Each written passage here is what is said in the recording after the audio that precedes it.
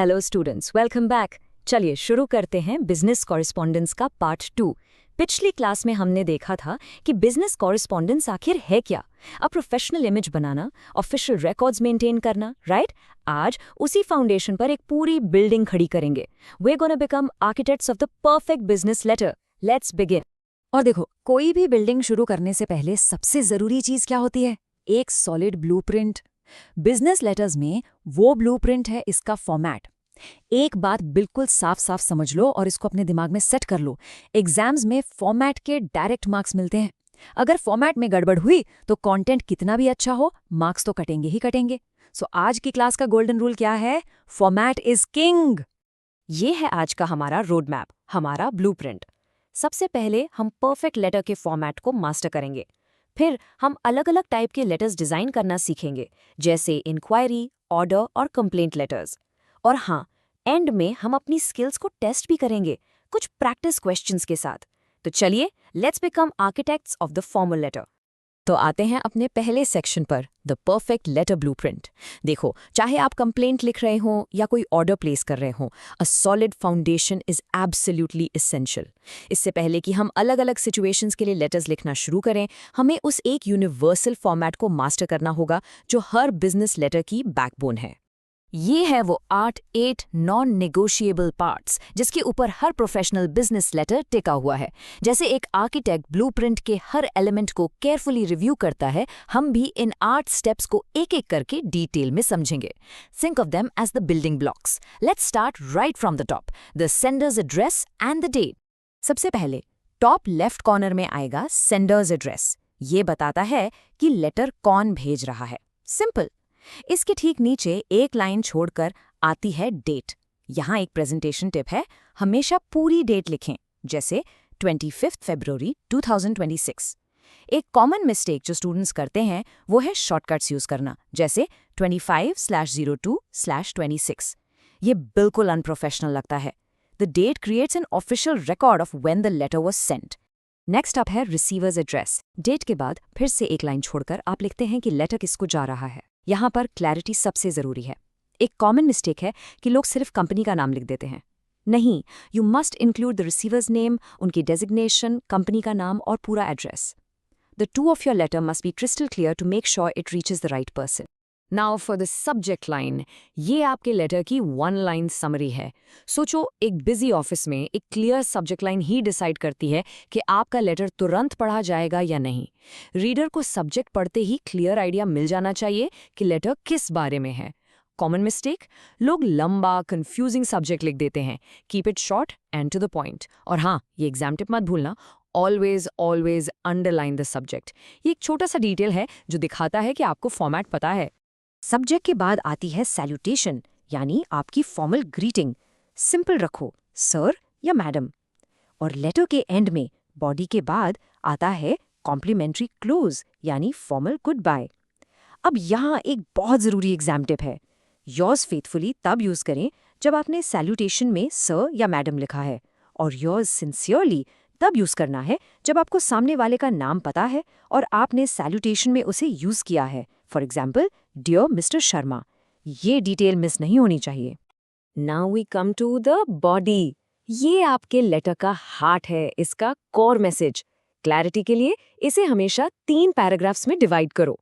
First, introduction, सीधे सीधे letter का पर्पस बताओ। सेकंड, मेन कंटेंट, यहाँ सारी जरूरी डिटेल्स, फैक्ट्स, फिगर्स दो। एंड थर्ड, द कंक्लूजन, यहाँ अपनी बात को समराइज करो और बताओ कि आप रीडर से क्या एक्शन एक्सपेक्ट करते हो। This structure makes your message incredibly easy to understand. And finally, the signature block. Complimentary close के ठीक नीचे आप अपना हैंड रिटन सिग्नेचर करते हैं, उसके नीचे अपना पूरा नाम टाइप्ड फॉर्म में, और फिर अपनी डेजिग्नेशन या पोस्ट। ये लेटर को ऑफिशियल बनाता है और सेंडर की अथॉरिटी को कंफर्म करता है। So with that our blueprint is complete. चलो, अब जब हमारा ब्लूप्रिंट एकदम रेडी है, it's time to start building. अब हम इस ब्लूप्रिंट का यूज करके एक्चुअल लेटर्स कंस्ट्रक्ट करेंगे। Let's start with 2 of the most common types, inquiry and order letters. सोचो, आप एक नया कैफे खोलने जा रहे हो। आपको शहर के बेस्ट कॉफी बीन्स चाहिए, पर कहाँ से मिलेंगे? किसके पास बेस्ट प्राइस है? ये सब जानने के लिए आप क्या लिखोगे? एक इंक्वायरी लेटर। इसका सिंपल सा पर्पस है इन्फॉर्मेशन मांगना। स्ट्रक्चर वाइज बॉडी के पहले पैराग्राफ में अपने बिजनेस को इंट्रोड्यूस कीजिए। सेकंड पैराग्राफ में साफ साफ बताइए कि आपको क्या इन्फॉर्मेशन चाहिए, price lists, catalogues, payment terms, delivery options. एक कॉमन मिस्टेक है बहुत वेग होना। बी स्पेसिफिक ताकि आपको आगे से वही इन्फॉर्मेशन मिले जिसकी आपको जरूरत है। ओके, अब आपको सप्लायर पसंद आ गया, तो अब आप क्या भेजेंगे? An order letter.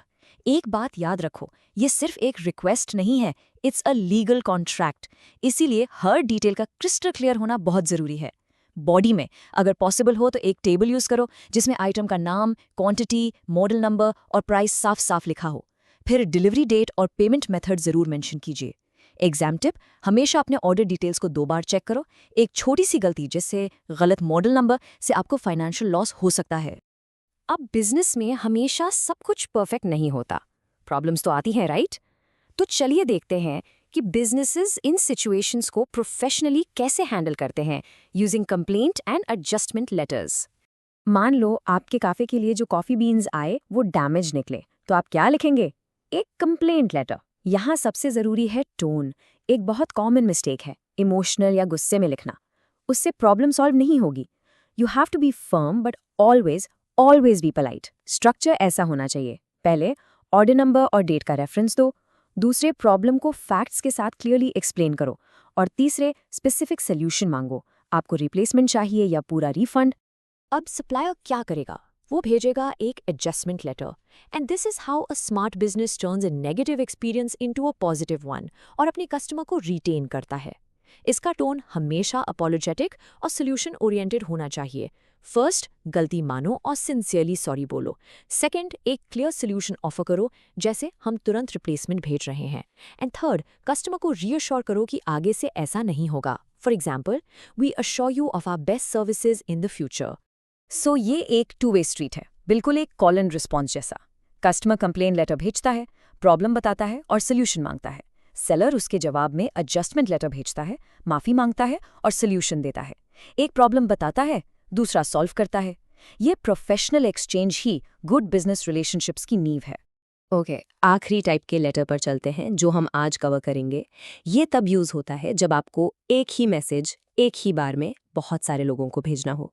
इसे कहते हैं सर्कुलर लेटर। ये सबसे एफिशिएंट तरीका है एक ही न्यूज़ को अपने सभी क्लाइंट्स, एम्प्लॉयज़ या स्टेक होल्डर्स के साथ शेयर करने का। फॉर एग्जाम्पल, कंपनी का एड्रेस चेंज हो रहा है या कोई नई ब्रांच खुल रही है। इसका टोन हमेशा फॉर्मल और इन्फॉर्मेटिव होता है और स्ट्रक्चर बहुत डायरेक्ट होता है। एक क्लियर सब्जेक्ट लाइन और उसके बाद बॉडी में सारी relevant details, short and clear. Alright, theory बहुत हो गई, हमने ब्लूप्रिंट समझ लिया, अलग अलग लेटर्स डिजाइन करना सीख लिया। अब टाइम है प्रैक्टिस का, to check your understanding and get ready for the exam. Ready हो जाओ।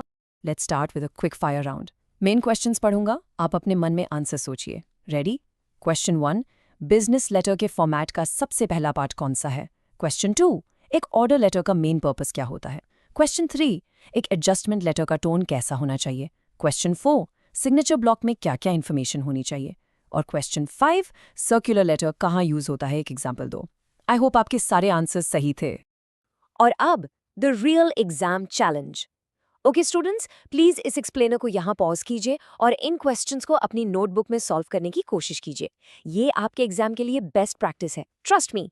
पहला, लेटर की बॉडी का 3 पार्ट स्ट्रक्चर एक्सप्लेन कीजिए।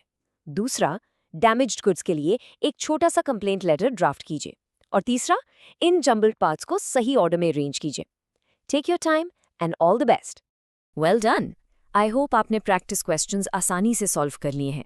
हमेशा याद रखिए, आपके लेटर सिर्फ वर्ड्स नहीं है, they are a reflection of your professionalism. हर लेटर, हर ईमेल एक इंप्रेशन बनाता है, so make every single impression count. See you in the next session.